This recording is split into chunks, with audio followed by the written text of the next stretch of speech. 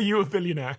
Uh, on paper, yeah, but I mean, in my actual bank account, I have less than $1 million. So Do you pay yourself at all? a little bit, but I also like I have some assistants and things like that. So it's like I try to just pay myself what I spend, personally a month, just to like stay even.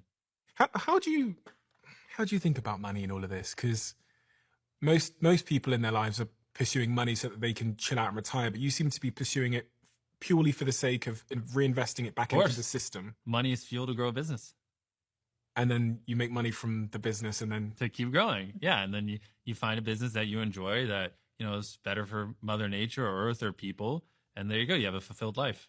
That's my theory. I just don't. When I'm 70, I don't want to look back and have regrets. when is enough enough? Such a cliche question that I'm asked a lot. Enough like building the business? Never. I mean, I just want to keep like building a business is like a video game. It's just fun.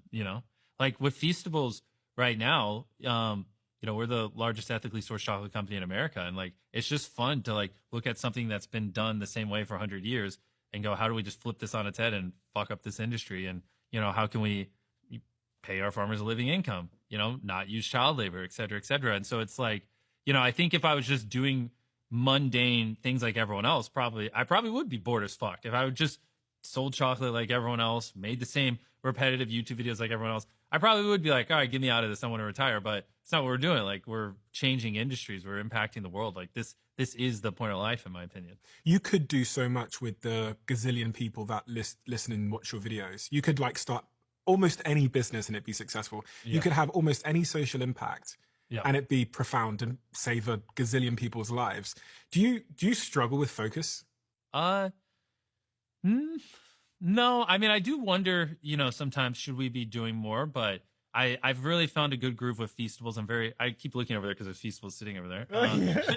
I do feel like, I've hit a good groove with that, and, the ethical sourcing on it. And, no, I mean, yeah, obviously I get a bajillion opportunities, but just, right now like I think I said earlier, this is one of the few things in life that it's scratched the same itch as YouTube, where building Feastables is equally as fun as making videos for me.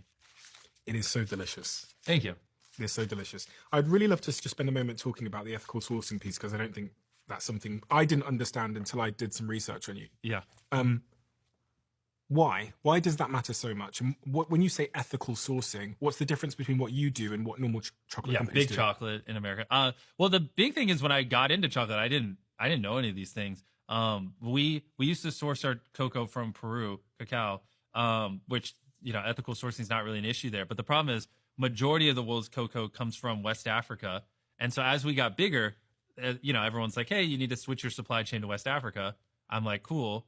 And so then I started studying and reading up about it, and I noticed that 46% of labor in West Africa on cocoa farms is child labor.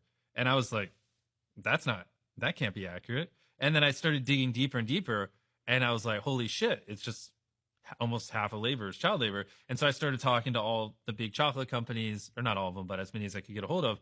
And I was like, so what do you guys do about this whole child labor thing? And they're constantly just telling me like, it just is what it is. That's how chocolate always has been. And I was like, whoa, you guys make like $1 billion a year in profit. You don't see an issue with that being on the back of little kids? And they're like, no. And then I have this crazy clip on, cause I have a documentary guy, I think you saw him, Jeff, who follows me around. Crazy clip where I'm meeting with like a big, I gotta be as vague as possible because they're gonna murder me if we got time back to them, but like a big supplier, we'll just leave it vague like that.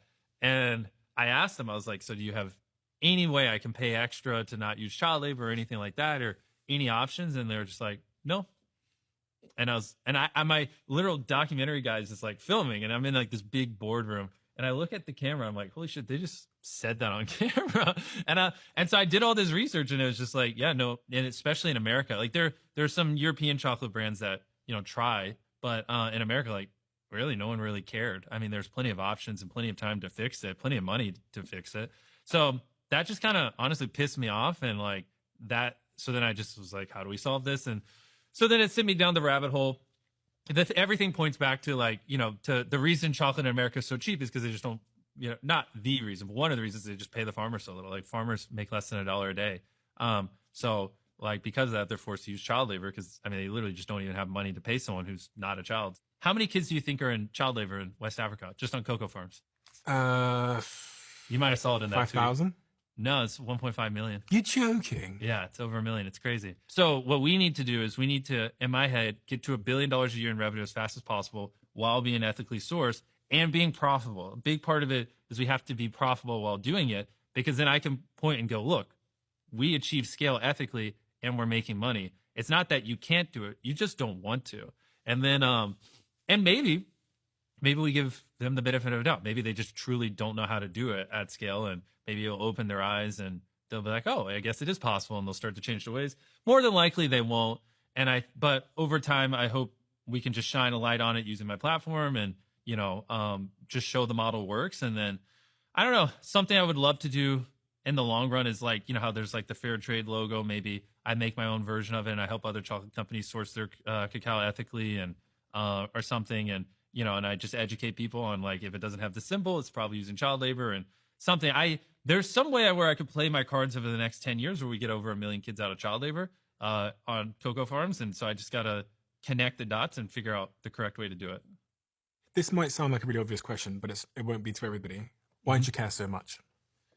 Bro, I've been on these farms. I don't